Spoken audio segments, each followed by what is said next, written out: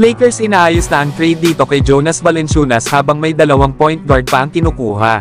Pero bago yan, former NBA player at one-time NBA champion na si Paul Pierce. Naniniwala naman na hindi na daw mananalo ng isang NBA title itong si Anthony Davis sa Los Angeles Lakers.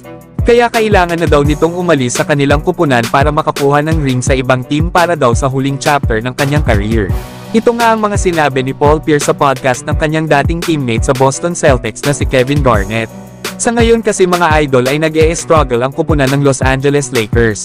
Lalo at kalimitan sa kanilang mga key players ay meron pang mga injuries. Kaya naman ay nahihirapan silang makakuha ng panalo kahit meron pa silang LeBron James at Anthony Davis, na kung saan ay nasa pang 10 seed sila sa ngayon sa Western Conference na may record na 13 wins at 12 losses.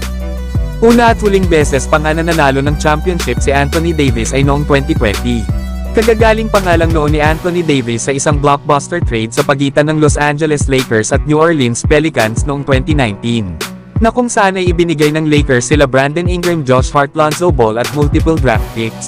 Kaya naman kung gusto muli manalo ni Anthony Davis ng isang championship ay mas mainam kung magpa-trade na lang ito sa isang contender team.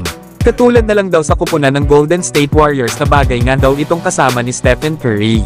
Lalo na daw kay Draymond Green dahil na rin sa depensa ni Anthony Davis na lalong magpapahirap sa kanilang mga kalaban. Maaari nga din daw na pumunta si Anthony Davis ng Miami Heat, na imbes na i-trade daw nila si Jimmy Butler.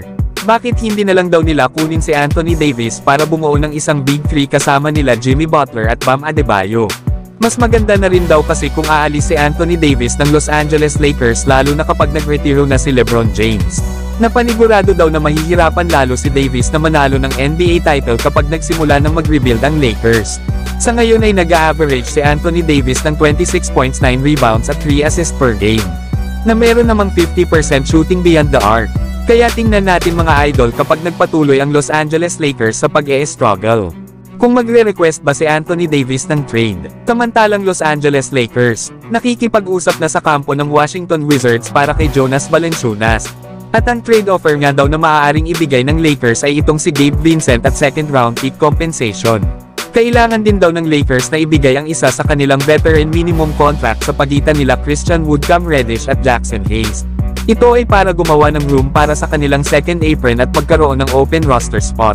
Sa deal nga daw na ito ay magbibigay daan daw ito para manatili ang Lakers under sa second apron at ma-maintain ang flexibility para sa iba pang trade. Pero ang makabilang daw ang isang second round pick compensation ay masyado daw itong mataas. Ito ay kung gusto ng Lakers na makasigurado at ma-execute agad ang deal after ng December 15. Pero kung mag-aantay pa daw ang Lakers ng kaunti pa bago ang trade deadline ay baka ibaba pa ng Washington Wizards ang kanilang trade offer.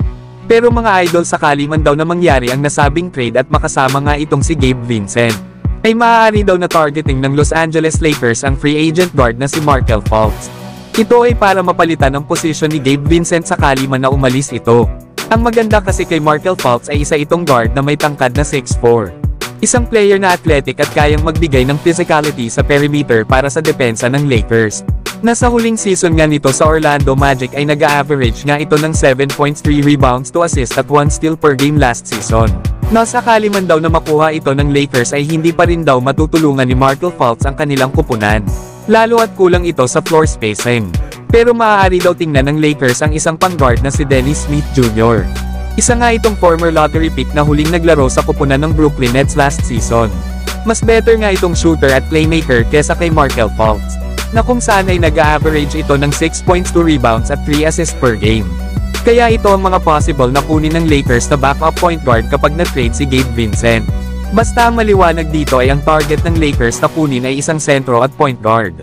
Pero kayo mga idol, ano ang masasabi nyo dito?